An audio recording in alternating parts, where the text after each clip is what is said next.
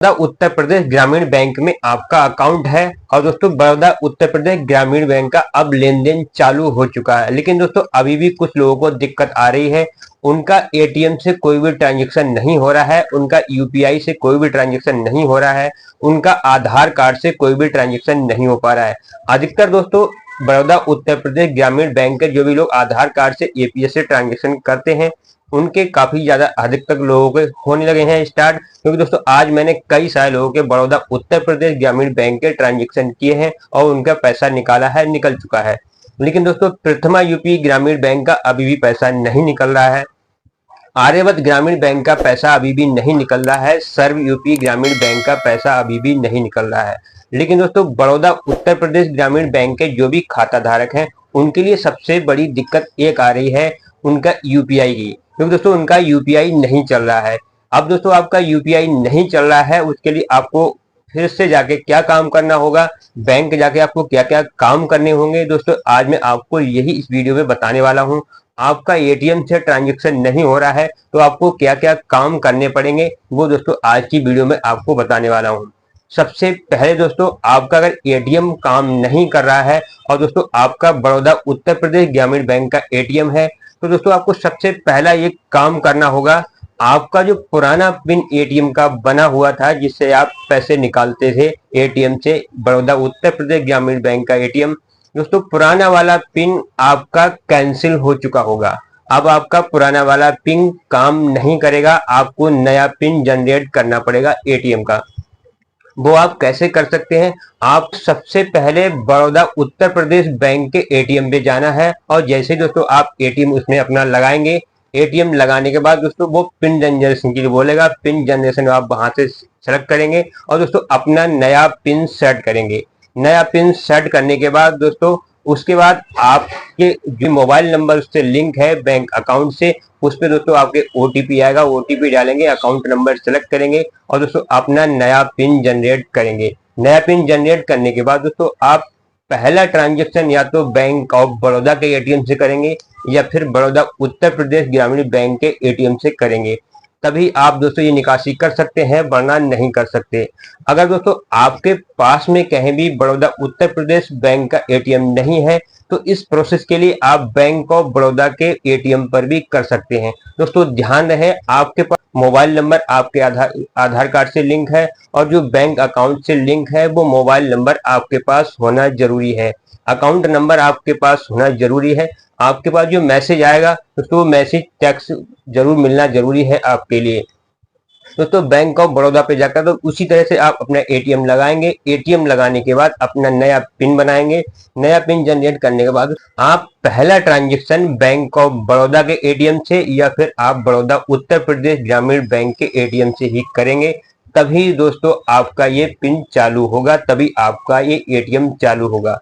ऐसे ही दोस्तों अगर आपका गूगल पे, फोन पे, पेटीएम, भीम या यूपीआई आपका काम नहीं कर रहा है तो फिर आपको बैंक विजिट करना पड़ेगा। जहां भी आपकी बैंक है वहां आप विजिट करेंगे। विजिट करने के बाद दोस्तों दोबारा अपना केवाईसी फॉर्म अगर भरा जाना है, आपकी दोबारा केवाईसी होनी है तो वहां पर दोस्तों आपको अपना आधार कार्ड, पैन कार्ड और बैंक अकाउंट की फोटो और अपनी फोटो दोस्तों ले जाकर वहां अपनी ई केवाईसी कराएंगे। ई केवाईसी कराने के बाद उसके बाद दोस्तों वो आप दोबारा वहां से आपकी यूपीआई चालू करेंगे, तब आपकी यूपीआई चालू हो सकती है।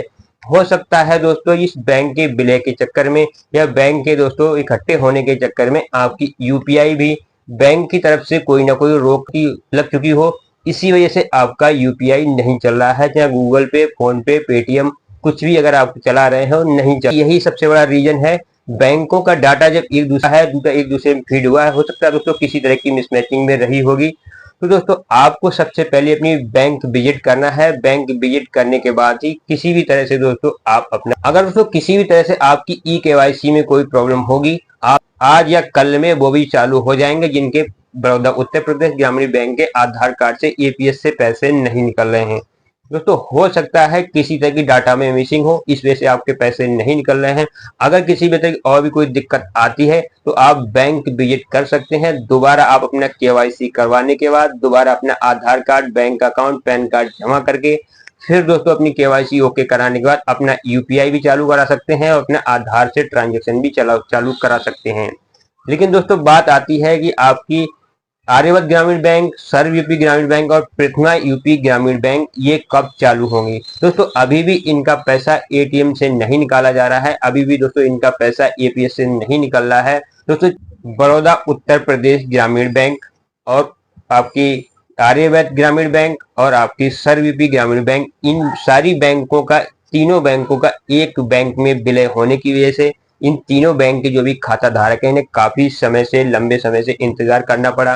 काफी लंबे समय से दोस्तों 3-4 दिन के कोई भी ट्रांजेक्शन नहीं हो रहे हैं, ना ही एटीएम से, ना बैंक की पासबुक से, ना चेक से, ना आपका किसी भी तरह का कोई भी इसका ट्रांजेक्शन नहीं हो रहा है, ना पैसा निकल रहा है, ना ही पड़ रहा है। क्योंकि दोस्तों इसमें जो भी तीनों बैंक हैं, ये तीनों बैंकों का एक बैंक बनाया जा रहा है, तीनों बैंक एक ही बैंक में विलय की जा रही है।